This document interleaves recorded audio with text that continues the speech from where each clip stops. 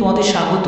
তোমাদের জন্য দারুণ সুখবর, পিএনবি ব্যাংকের সহায়ক নতুন নিয়োগ বিজ্ঞপ্তি জারি হয়েছে, যেখানে যোগ্যতা মাধ্যমিক পাস। তোমার যোগ্যতা যদি সিম্পল মাধ্যমিক হয়ে থাকে তাহলেই তুমি আবেদন করতে পারবে, তবে তোমার যদি হায়ার কোয়ালিফিকেশন থাকে তাহলেও তুমি আবেদন করতে পারবে। এই ভিডিওর মাধ্যমে তোমাদের কিভাবে ফর্ম ফিল আপ করতে হবে একদম স্টেপ বাই স্টেপ তোমাদের দেখাবো। বয়স 18 থেকে 40 বছরের মধ্যে পুরুষ মহিলা উভয় প্রার্থীরাই আবেদন করতে পারবে। আর সবথেকে গুরুত্বপূর্ণ বিষয়, নিজ নিজ শহরেই তোমাদের পোস্টিং হয়ে যাবে। এখানে তোমাদের বেতন 25,500 টাকা এবং তোমাদের পার্মানেন্টভাবেই এই নিয়োগটি করা হচ্ছে। প্রত্যেকটি তথ্য এই ভিডিওর মাধ্যমে তুলে ধরা হবে। অবশ্যই ভিডিওটাকে শেষ পর্যন্ত দেখো এবং কমেন্টে অবশ্যই তোমরা জানাবে যে কোন জেলা থেকে এই ভিডিওটা দেখছো। অবশ্যই তোমার জেলার নাম প্রত্যেকে জানাবে। তো চলো, দেখতে পাচ্ছ যে পিএনবি নিউ নোটিফিকেশন 2025 একদম লেটেস্ট আপডেট তোমাদের কাছে পৌঁছে দিচ্ছি। এখানে কারা আবেদন করতে পারবে? All Indian citizen can apply, অর্থাৎ ভারতীয় নাগরিক প্রত্যেকে আবেদন করতে পারো। এবং সেখানে তোমাদের পোস্টিং, তোমরা যে রাজ্য থেকে আবেদন করবে সেই রাজ্যের মধ্যেই তোমাদের পোস্টিং হয়ে যাবে। ক্লিয়ার? আচ্ছা, এডুকেশন কোয়ালিফিকেশন হলো মাধ্যমিক পাস অর ইকুইভ্যালেন্ট এবং তোমাদের এজ লিমিট হচ্ছে 18 থেকে 40 বছর। যে কোনো এজের প্রার্থীরাই আবেদন করতে পারে। জব লোকেশন অ্যাক্রস ইন্ডিয়া, ভারতের বিভিন্ন জায়গায় জব লোকেশন হবে, অর্থাৎ তুমি যে রাজ্যে তুমি অ্যাপ্লাই করবে সেই রাজ্যের মধ্যেই তুমি পোস্টিং পেয়ে যাবে। ঠিক আছে? এবং পরবর্তী তোমাদের এখানে সিলেকশন প্রসেস, কোনো রকম রিটিন এক্সাম তোমাদের হবে না। যেটা হবে সেটা ইন্টারভিউ হবে, ডকুমেন্ট ভেরিফিকেশন হবে এবং তোমাদের মেডিকেল নেওয়া হবে। ওকে, ইন্টারভিউতে কী টাইপের প্রশ্ন জিজ্ঞেস করতে পারে সেই রিলেটেড যদি তোমরা আলাদা করে ভিডিও চাও তাহলে অবশ্যই বলবে, তাহলে সেটার জন্য আলাদা করে তোমাদের ভিডিও আমি দিয়ে দেবো। দেখো, এইচডিএফসি ব্যাংক বলো, পিএনবি বলো, যে কোনো বলো, সেগুলোর জন্য ইন্টারভিউ রিলেটেড আমি একটা আলাদা করে তোমাদের ভিডিও প্রোভাইড করে দেবো। ঠিক আছে? যাতে একদম কম্বাইন করে দিলে তোমাদের অসুবিধা হবে না, কারণ ব্যাপারটা কিন্তু একই। ঠিক আছে? ব্যাংকিং যে ইন্টারভিউগুলো একদম সেম ক্যাটাগরিতেই তোমাদের হয়।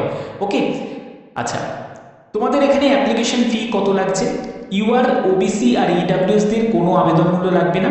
এসসি, এসটি, পিডাব্লিউবিডি ফিমেল ক্যান্ডিডেটদের কোনো আবেদনমূল্য লাগবে না। অর্থাৎ বুঝতে পারছো, সম্পূর্ণ ফ্রি অফ কস্টে প্রত্যেকে আবেদন করতে পারো। ওকে, আচ্ছা, এর পরবর্তী হচ্ছে তোমাদের কি কি ডকুমেন্টস প্রয়োজন। এগুলো কিন্তু খুব দরকার। যখন তুমি ডকুমেন্ট ভেরিফিকেশনের জন্য যাবে তখন এই ডকুমেন্টসগুলো তোমাদের লাগবে। যেমন হচ্ছে আধার কার্ড লাগছে, 10th মার্কশিট সার্টিফিকেট লাগবে, mobile number, registered mobile number, mail ID লাগবে, পাসপোর্ট সাইজের ছবি, সিগনেচার, এগুলো তোমাদের লাগবে।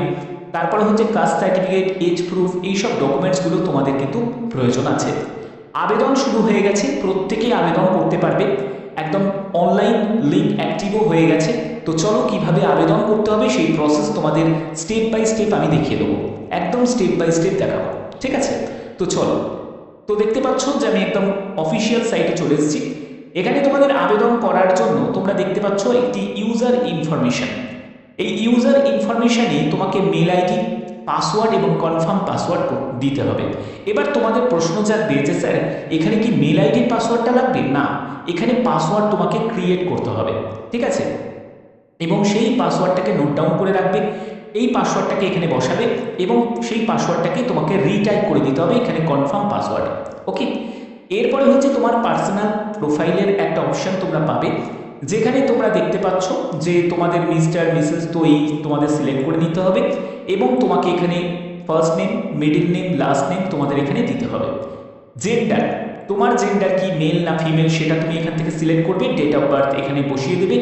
মোবাইল নাম্বার দেবে, অবশ্যই একটি ভ্যালিড মোবাইল নাম্বার দিতে হবে। তোমার কান্ট্রি, এখান থেকে তুমি কান্ট্রির অপশান তুমি পেয়ে যাবে। এখান থেকে তুমি তোমার কান্ট্রি এখান থেকে সিলেক্ট করে নেবে। ওকে, আচ্ছা, এরপরে হচ্ছে তোমার স্টেট, এখান থেকে তুমি স্টেটের অপশানে তুমি পেয়ে যাবে। যারা ত্রিপুরা থেকে তারা ত্রিপুরা সিলেক্ট করবে, যারা আসাম থেকে দেখবে তারা আসাম সিলেক্ট করবে, আর যারা ওয়েস্ট বেঙ্গলে তারা ওয়েস্ট বেঙ্গল সিলেক্ট করে নেবে। ওকে, তো আমি এখান থেকে ওয়েস্ট বেঙ্গল সিলেক্ট করে নিচ্ছি। ওয়েস্ট বেঙ্গল সিলেক্ট করে নিচ্ছি। ঠিক আছে? তো সিলেক্ট করার পরে তারপরে তোমাদের সিটি অপশান আসবে, যেখান থেকে তুমি তোমার শহর তুমি সিলেক্ট করতে পারবে এবং সেখানেই তোমাদের পোস্টিং হয়ে যাবে। এর জন্যই তোমাদের বললাম অবশ্যই তোমরা কমেন্টে কোন জেলা থেকে ভিডিওটা দেখছো অবশ্যই কমেন্টে জানাবে। শুধু এর জন্য নয়, যে কোনো আপডেট যদি ডিস্ট্রিক্ট ওয়াইজও পেতে চাও তার জন্যই বলছি তোমরা অবশ্যই কমেন্টে জেলার নাম জানাবে। এবং ইন্টারভিউ রিলেটেড কারা ভিডিও চাও তারা অবশ্যই কিন্তু কমেন্টে জানাতে পারো। তো এবার দেখো তোমাদের এখান থেকে সিটি সিলেক্ট করতে হবে। তো আমি এখানে হুগলি সিলেক্ট করে নিলাম, তুমি তোমার শহর এখানে সিলেক্ট করে নেবে, ঠিক আছে। এরপরে তোমাদের অ্যাড্রেসের অপশন তোমাদের থাকবে এবং তোমাদের এখানে পিনকোডের অপশন থাকবে, এখান থেকে তুমি পিনকোড বসিয়ে নেবে। তারপরে তোমাকে প্যান নাম্বার, দেখো প্যান নাম্বার এখানে কি বলছে, PAN no should be number should be, এই যে ফরম্যাটগুলো এখানে দেওয়া আছে এইরকম তোমাদের প্যান নাম্বার কিন্তু প্রয়োজন। যাদের প্যান নাম্বার নেই তাদের কিন্তু হবে না, আবেদন করা যাবে না। এরপরে হচ্ছে ম্যারিটাল স্ট্যাটাস, তুমি ম্যারিড না আনম্যারিড সেটা এখান থেকে সিলেক্ট করে নিতে হবে, ওকে। আচ্ছা, এবার হচ্ছে তোমাদের নাম্বার অফ ডিপেন্ডেন্টস, অর্থাৎ তোমার ফ্যামিলিতে কতজন মেম্বার আছে সেটা সংখ্যা এখানে লিখতে হবে, মানে টাইপ করতে হবে।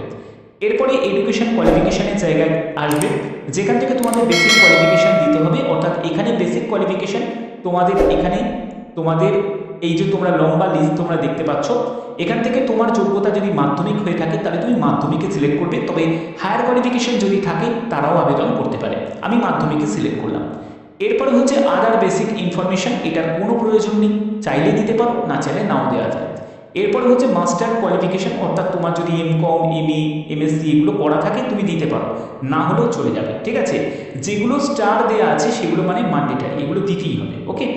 আচ্ছা, এর পরবর্তী হচ্ছে তোমাদের ওয়ার্ক এক্সপিরিয়েন্সের জায়গা। দেখো যারা ফ্রেশার ক্যান্ডিডেট, যাদের অভিজ্ঞতা নেই তারা ফ্রেশার অপশানই টিক রেখে দেবে, আর যাদের এক্সপিরিয়েন্স আছে তারা এক্সপিরিয়েন্সের জায়গায় টিক রেখে দেবে। তো আমি এখানে ফ্রেশার বলেই আবেদন করছি, তো এখানে ফ্রেশারে গিয়ে টিক দিয়ে দিয়েছি। এরপরে হচ্ছে what is your area expertise, তো এইটাও কিন্তু অপশনাল, তুমি চাইলে দিতে পারো, ওকে। এরপরে প্রেফারেন্স, তো এগুলো কিছু করার দরকার নেই।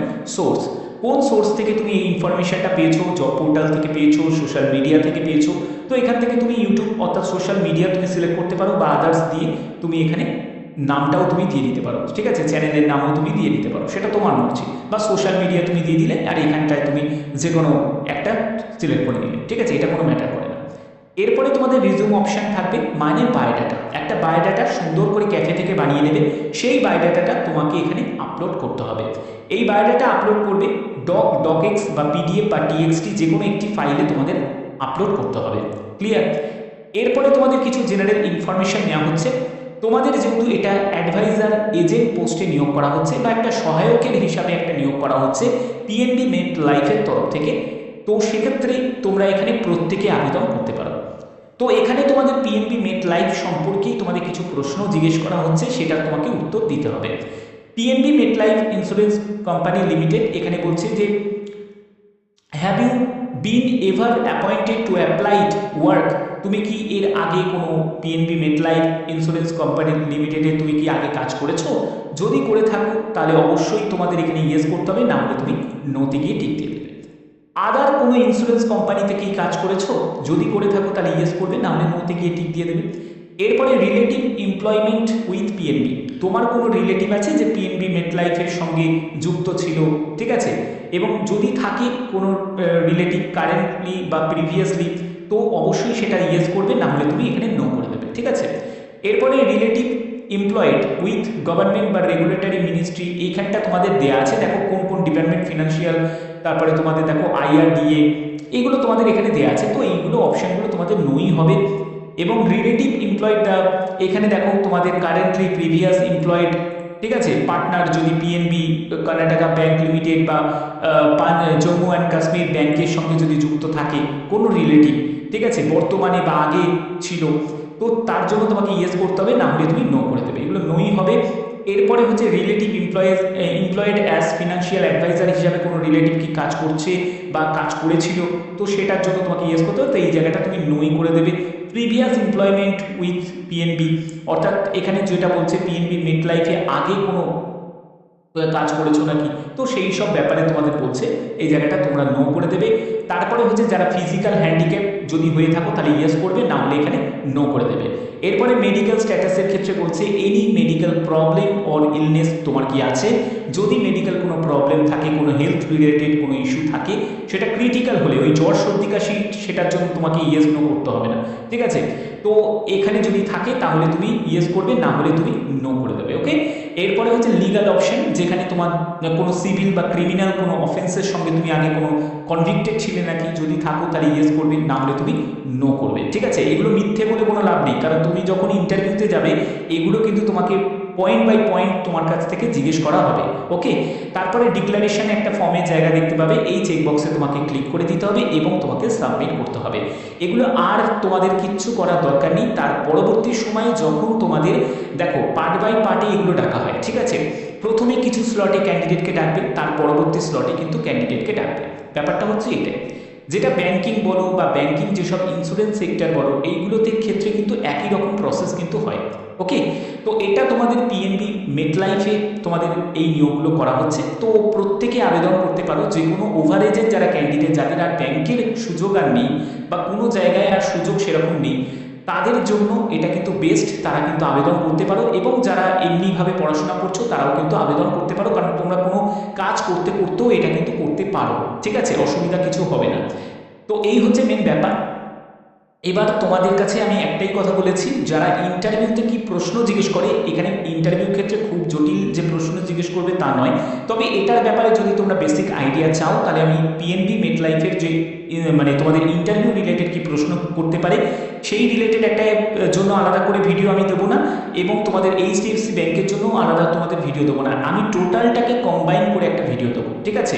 তাতে তোমাদেরই সুবিধা হবে এবং আমারও একটাই ভিডিওর মাধ্যমে তোমরা দুটো ইনফরমেশনই পেয়ে যাবে, যে এইচডিএফসি ব্যাংকের বা বন্ধন ব্যাংকে বা অন্যান্য যেসব ব্যাংকে, সেই ব্যাংকের ইন্টারভিউতে কেমন প্রশ্ন করতে পারে, এবং তোমাদের এই পিএনবি মেটলাইফে এখানেও তোমাদের কি টাইপের তোমাদের ইন্টারভিউয়াররা প্রশ্ন করতে পারে, সেটা একদম কম্বাইন করে তোমাদের একটা ভিডিও আমি দিয়ে দেবো, ঠিক আছে। তো আশা করি ব্যাপারটা বুঝতে পেরেছো। যারা যারা চাও এইরকম টাইপের ভিডিও, তারা কমেন্টে অবশ্যই তোমরা জানাবে যে স্যার এইরকম ইন্টারভিউ রিলেটেড একটা ভিডিও আপনি দিন, ঠিক আছে। তো যদি তোমাদের ভিডিওটা ভালো লাগে, অতি অবশ্যই বলবো প্রতিদিন এরকম বিভিন্ন আপডেট তোমরা পেয়ে যাবে। চ্যানেলটাকে সাবস্ক্রাইব করবে, বেল আইকনটাকে অন করে রাখবে, আর নিত্য নতুন আপডেটের জন্য অবশ্যই কিন্তু ফলো করবে এই চ্যানেলটিকে। তো এখনের মতো এটুকুই, ধন্যবাদ।